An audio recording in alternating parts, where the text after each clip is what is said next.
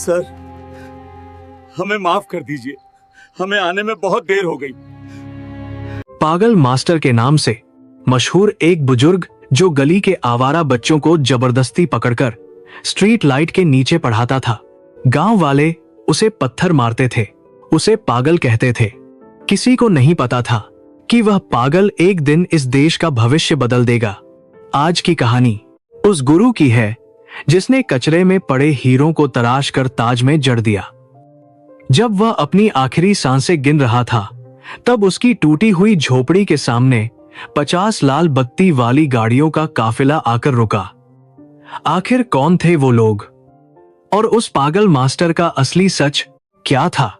यह कहानी आपकी आंखों से आंसू नहीं रुकने देगी। क्या उस गांव को अपनी गलती का एहसास हुआ? जानने के लिए दिल थाम कर बैठिए। और अगर आप भी गुरु का सम्मान करते हैं तो अभी चैनल को सब्सक्राइब करें और कमेंट में जय हिंद लिखें। चलिए शुरू करते हैं यह इमोशनल सफर। मैं हूं आपका पीटी साहब। सूरज ढल चुका था और रामपुर गांव की कच्ची सड़कों पर अंधेरा अपने पैर पसार रहा था। लेकिन गांव के बाहर बने कूड़ा घर के पास लगी एक टिमटिमाती स्ट्रीट लाइट के नीचे एक अजीब सा शोर हो रहा था।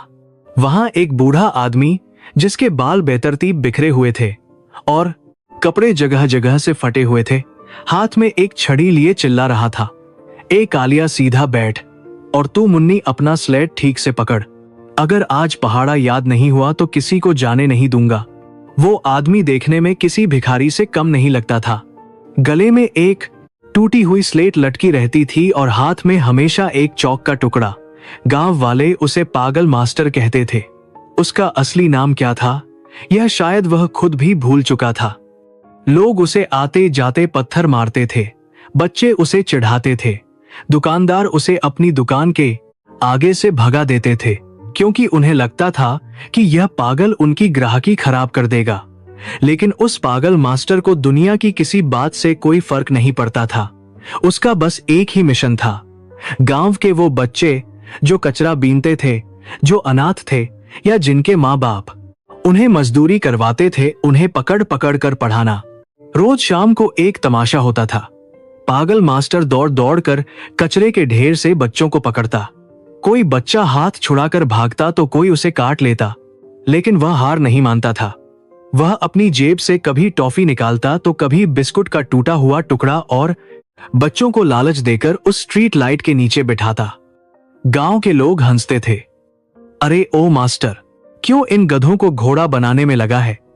यह कचरा बीनने वाले हैं, कचरा ही बीनेंगे। इनके नसीब में कलम नहीं कट्टा लिखा है। लेकिन मास्टर उनकी बातों का जवाब नहीं देता था। वह बस अपनी धुन में मगन रहता। उसकी आंखों में एक अजीब सी चमक थी, एक ऐसी जिद्द जो किसी को समझ नहीं आती थी। एक दिन गांव के सरपंच का बेटा अपनी नई जीप लेकर वहां से गुजर रहा था। उसने देखा कि मास्टर सड़क के बीचों बीच खड़ा होकर बच्चों को क ख ग सिखा रहा है। सरपंच के बेटे ने जोर से हॉर्न बजाया, ए पागल हट सामने से, मरने का शौक है क्या? मास्टर नहीं हटा। उसने कहा, अरे धीरे चला, देख नहीं रहा बच्चे पढ़ रहे हैं, धूल उड़ेगी तो इनका ध्यान भटक जाएगा। सरपंच के बेटे को गुस्सा आ गया। वह नीचे उतरा और उसने मास्टर को एक जोरदार धक्का दिया। मास्टर नाली के कीचड़ में जा गिरा। बच्चे डरकर भाग गए। सरपंच का बेटा हंसा और बोला, बड़ा आया कलेक्टर बनाने वाला, खुद के खाने के लाले हैं और चला है स्कूल खोलने। मास्टर कीचड़ में लथपथ था, उसके घुटने से खून बह रहा था, लेकिन उसने अपने दर्द की परवाह नहीं की। उसने नाली में पड़ी अपनी चौक ढूंढी और दीवार का सहारा लेकर खड़ा हुआ। उसने भागते हुए बच्चों को आवाज दी, अरे रुको, डरो मत, यह तो बस एक मामूली आदमी है, शिक्षा से बड़ा कोई नहीं होता, वापस आ जाओ। उस रात बच्चे वापस नहीं आए। मास्टर अकेला उस स्ट्रीट लाइट के नीचे बैठा रहा, भूखा प्यासा। उसकी आंखों से आंसू बह रहे थे, लेकिन वह रो अपने लिए नहीं रहा था। वह रो रहा था उन बच्चों के लिए जिनका भविष्य उसे अंधेरे में डूबता दिख रहा था। यह सिलसिला सालों तक चलता रहा। मास्टर की हालत दिन पर दिन खराब होती गई। अब वह और भी ज्यादा बूढ़ा और कमजोर हो गया था। उसके शरीर पर सिर्फ हड्डियों का ढांचा बचा था, लेकिन उसकी आवाज में वही कड़कपन था। जिन बच्चों को उसने बचपन में टॉफी का लालच देकर पकड़ना शुरू किया था, अब वह थोड़े बड़े हो रहे थे। शुरू में वह बच्चे मास्टर से डरते थे या नफरत करते थे, लेकिन धीरे धीरे उन्हें उस पागल आदमी के अंदर छिपा पिता दिखाई देने लगा था। मास्टर खुद नहीं खाता था, लेकिन बच्चों के लिए कहीं ना कहीं से खाना मांग कर लाता था। वह लोगों के जूते पॉलिश करता, बोझा ढोता और उन पैसों से बच्चों के लिए किताबें और पेंसिल खरीदता। एक बार की बात है, ठंड बहुत ज्यादा थी। मास्टर के पास एक ही पुराना कंबल था। उसने देखा कि कालिया नाम का एक अनाथ बच्चा ठंड से ठिठुर रहा है। मास्टर ने अपना कंबल कालिया को ओढ़ा दिया और खुद पूरी रात ठंडी हवा में सिकुड़कर बैठा रहा। अगली सुबह मास्टर को तेज बुखार हो गया। वह उठ भी नहीं पा रहा था। तब उन बच्चों को समझ आया कि यह पागल आदमी कोई साधारण इंसान नहीं है। बच्चे उसके पास बैठ गए। मुन्नी ने उसके माथे पर गीली पट्टी रखी। कालिया ने कहीं से मांगकर चाय पिलाई। उस दिन पहली बार उन्ने को कहा कि बच्चों ने अपनी मर्जी से किताबें उठाई। मास्टर ने बुखार में तपते हुए भी आंखें खोली और मुस्कुराया। उसने कांपते हुए हाथों से कालिया की स्लेट पर लिखा, हार मत मानना, समय बदलेगा। गांव वालों के लिए यह सब अभी भी एक मजाक था। वह कहते थे कि यह पागल इन बच्चों को भी पागल बना देगा। मजदूरी करेंगे तो 2 पैसे कमाएंगे। यह पढ़ाई लिखाई से पेट नहीं भरता। लेकिन मास्टर बच्चों को कहता था, बेटा, यह लोग चाहते हैं कि तुम हमेशा कचरा उठाओ। यह चाहते हैं कि तुम हमेशा इनके गुलाम बने रहो। लेकिन जिस दिन तुम्हारे हाथ में कलम की ताकत आ गई, उस दिन यह सब तुम्हारे सामने सिर झुकाएंगे। मेरी बात याद रखना, शिक्षा वह शेरनी का दूध है, जो पिएगा वह दहाड़ेगा। मास्टर की यह बातें बच्चों के कोमल मन पर गहरी छाप छोड़ रही थी। फिर एक दिन एक बड़ा हादसा हुआ। गांव के एक जमींदार के गोदाम में चोरी हो गई। इल्जाम लगा उन कचरा बीनने वाले बच्चों पर। पुलिस आई और मास्टर के स्कूल यानी उस स्ट्रीट लाइट के नीचे से बच्चों को घसीटकर ले जाने लगी। मास्टर पुलिस की जीप के सामने लेट गया। उसने हाथ जोड़कर कहा, साहब, यह बच्चे चोर नहीं हैं, यह पढ़ रहे थे। मैं गवाह हूं, इन्होंने चोरी नहीं की। थानेदार ने मास्टर के सिर पर डंडा मारा। हट जा पागल, तू गवाही देगा, तेरी खुद की क्या औकात है। पुलिस बच्चों को ले गई। मास्टर थाने के बाहर 3 दिन तक बैठा रहा। उसने अन्न जल त्याग दिया। अंत में थानेदार को उसकी जिद के आगे झुकना पड़ा और सबूत न होने के कारण बच्चों को छोड़ना पड़ा। जब बच्चे बाहर आए तो उन्होंने देखा कि मास्टर बेहोश पड़ा है। उस घटना ने बच्चों के अंदर एक आग लगा दी। उन्हें समझ आ गया कि अगर इस दुनिया में इज्जत से जीना है तो मास्टर की बात माननी पड़ेगी। उन्हें बड़ा आदमी बनना ही होगा। उस दिन के बाद से उन घटना बच्चों ने कचरा बीनना कम कर दिया और पढ़ाई में जान लगा दी। मास्टर उन्हें दिन रात पढ़ाता। गणित, विज्ञान, अंग्रेजी, इतिहास मास्टर को सब आता था, जैसे वह कोई चलता फिरता पुस्तकालय हो। लोग हैरान थे कि एक पागल को इतना सब कैसे पता, लेकिन कोई उसका अतीत नहीं जानता था। असल में वह पागल मास्टर कभी शहर के एक बड़े यूनिवर्सिटी का प्रोफेसर था। उसका नाम था प्रोफेसर दीनानाथ। एक सड़क हादसे में उसने अपने पत्नी और बच्चे को खो दिया था। उस हादसे का कारण था एक अनपढ़ ड्राइवर जिसे ट्रैफिक के नियमों का पता नहीं था और एक भ्रष्ट डॉक्टर जिसने समय पर इलाज नहीं किया था। उस दिन प्रोफेसर दीनानाथ ने कसम खाई थी कि वो अब सिर्फ किताबों वाली पढ़ाई नहीं करवाएंगे, बल्कि उन बच्चों को इंसान बनाएंगे जिन्हें दुनिया जानवर समझती है। वो अपना सब कुछ छोड़कर इसने दुनिया जानवर समझती है गांव में आ गए थे और अपना जीवन इन बच्चों को समर्पित कर दिया था। समय का पहिया घूमा। बच्चे बड़े हो गए और अपनी आगे की पढ़ाई के लिए शहर जाने का वक्त आ गया। मास्टर ने अपनी जमा पूंजी, जो उसने एक एक पैसा जोड़कर मटके में रखी थी, निकालकर उन्हें दी।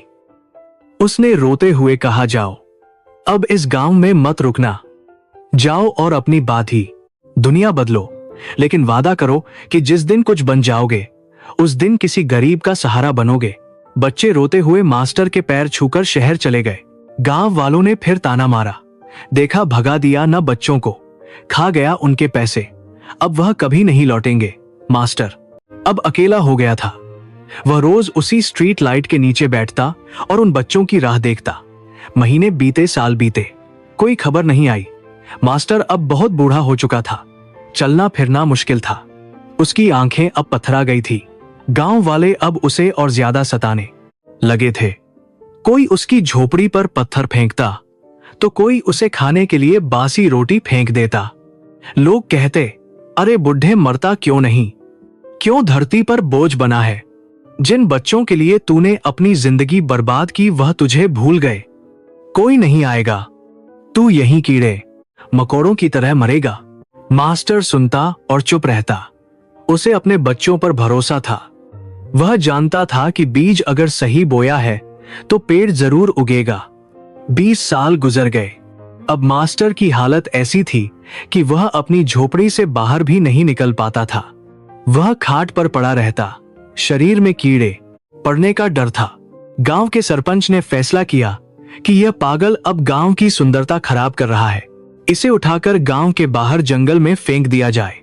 एक सुबह कुछ लोग लाठियां लेकर मास्टर की झोपड़ी पर पहुंचे। चलो रे बुढ़े, आज तेरा आखिरी दिन है। बहुत गंदगी फैला ली। मास्टर ने हाथ जोड़कर कहा, भैया मुझे यहीं रहने दो, मेरे बच्चे आएंगे, मुझे उनका इंतजार है। लोग हंसने लगे। कौन से बच्चे? वो चोर उचक्के। अरे वो तो कब के मर खप गए होंगे या जेल में होंगे। तुझे क्या लगता है वो लाट साहब बन गए होंगे? चल उठ।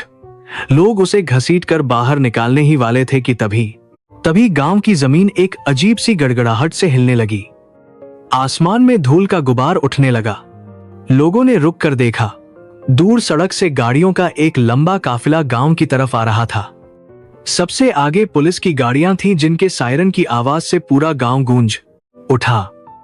उनके पीछे सफेद रंग की एम्बेसडर और बड़ी बड़ी एसयूवी गाड़ियां थीं। हर गाड़ी पर लाल और नीली बत्ती चमक रही थी। एक नहीं, दो नहीं, पूरी 50 गाड़ियों का काफिला था। गांव वाले डर गए। सरपंच घबरा गया। उसे लगा कि गांव में कोई बहुत बड़ा मंत्री या अधिकारी आ रहा है। शायद कोई रेड पड़ने वाली है। लोग मास्टर को वहीं छोड़कर सड़क के किनारे खड़े हो गए। हाथ जोड़ने लगे। काफिला तेजी से आगे बढ़ा और सरपंच के पक्के मकान के सामने नहीं रुका। वह आगे बढ़ा और सीधा उस गंदगी भरे कूड़ा घर के पास जाकर रुका जहां मास्टर की टूटी हुई झोपड़ी थी। गाड़ियों के रुकते ही ब्लैक कैट कमांडो बाहर निकले और उन्होंने घेरा बना लिया। गांव वाले फटी आंखों से देख रहे थे। यह क्या हो रहा है? इतने बड़े लोग इस पागल के पास क्यों आए हैं? सबसे पहली गाड़ी का दरवाजा खुला। एक लंबा चौड़ा आदमी जिसकी वर्दी पर अशोक स्तंभ और सितारे चमक रहे थे बाहर निकला। वह जिले का एसएसपी था। दूसरी गाड़ी से जिले का कलेक्टर उतरा। तीसरी गाड़ी से राज्य का शिक्षा मंत्री। चौथी गाड़ी से एक मशहूर सर्जन। एक के बाद एक 50 बड़े बड़े अधिकारी और नेता गाड़ियों से उतरे। उन सबके चेहरों पर एक अजीब सी बेचैनी थी। वह सब दौड़ते हुए उस टूटी झोपड़ी की तरफ भागे। एसएसपी साहब सबसे आगे थे। वह झोपड़ी के अंदर गए और उस खाट के पास घुटनों के बल बैठ गए जहां मास्टर पड़ा था। मास्टर ने धुंधली आंखों से देखा। उसे कुछ समझ नहीं आ रहा था। एसएसपी साहब ने अपनी टोपी उतारकर मास्टर के पैरों में रख दी और बच्चों की तरह फफक कर रो पड़े। मास्टर जी पहचानते नहीं? मैं कालिया हूं, आपका कालिया। आज मैं इस जिले का पुलिस कप्तान हूं। कलेक्टर साहब आगे आए और मास्टर के सूखे हुए हाथ अपने सिर पर रख लिए। गुरुजी, मैं मुन्नी हूं। आपने कहा था ना कि एक दिन यह दुनिया झुकेगी। देखिए, आज पूरा प्रशासन आपके कदमों में है। वो तीसरा लड़का जो अब एक बड़ा बिजनेसमैन था आगे आया और बोला, मास्टर जी देखिए, मैंने वादा निभाया। मैं अब भीख नहीं मांगता। मैं हजारों लोगों को नौकरी देता हूं। यह नजारा देखकर गांव वालों के पैरों तले जमीन खिसक गई। सरपंच के हाथ से लाठी छूटकर गिर गई। जिन बच्चों को वह कचरा समझते थे आज वह देश चला रहे थे, और जिस आदमी को वह पागल कहते थे वह इन सब का निर्माता था। मास्टर की आंखों से आंसुओं की धारा बह निकली। उसने कांपते हुए हाथ से एसएसपी कालिया के सिर को छुआ और टूटी हुई आवाज में बोला, आ गए तुम लोग। मुझे पता था तुम आओगे। मेरी तपस्या सफल हो गई। शिक्षा मंत्री बने उस छात्र ने गुस्से में पीछे मुड़कर गांव वालों की तरफ देखा। उसकी आंखों में अंगारे थे। उसने दहाड़ कर कहा, शर्म नहीं आती तुम लोगों को? जिस इंसान ने इस गांव को इतना बड़ा सम्मान दिया, तुमने उसे जानवरों की तरह रखा। अगर आज हमारे गुरु जी को एक खरोच भी आई होती तो मैं इस पूरे गांव को नक्शे से मिटा देता। तुम लोग जिसे पागल कहते हो, वह हम अनाथों का भगवान है। तुम लोगों ने हमें पत्थर मारे, हमें दुत्कारा, लेकिन इस आदमी ने हमें इंसान बनाया। सरपंच और बाकी गांव वाले सिर झुकाए, कांप रहे थे। उन्हें अपनी गलती का एहसास हो रहा था, लेकिन अब पछतावे का कोई फायदा नहीं था। मास्टर ने मंत्री का हाथ पकड़ा और धीरे से कहा, बेटा गुस्सा मत करो, इन्हें माफ कर दो। अज्ञानता सबसे बड़ा अंधेरा है। यह नहीं जानते थे कि यह क्या कर रहे हैं। देखो, आज मेरी जीत हुई है।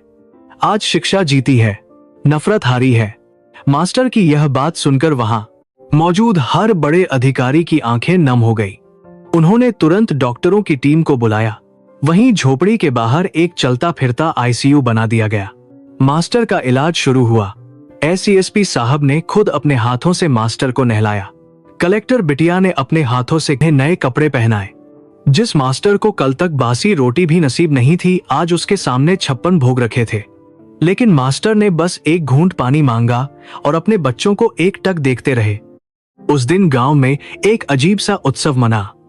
वह 50 लाल बत्ती वाली गाड़ियां पूरी रात वहीं खड़ी रही। कोई भी अधिकारी वापस नहीं गया। सब अपने गुरु के चरणों में बैठे रहे। सुबह होते होते मास्टर की सांसें उखड़ सकती थी।